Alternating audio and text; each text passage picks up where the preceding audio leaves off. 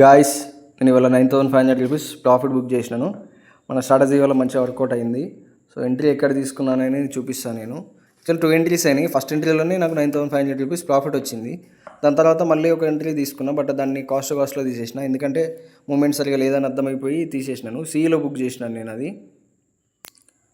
So price ఇక్కడ reversal తీసుకుంటుంది, up side వెళ్తుందని అర్థమైపోయిన తర్వాత ఇక్కడ ప్రీవియస్ డే అంతం స్వింగ్ ఉంది, దాని పైనకి వచ్చిన తర్వాత ఇక్కడ ఎంట్రీ అనేది ప్లేస్ చేసిన నేను.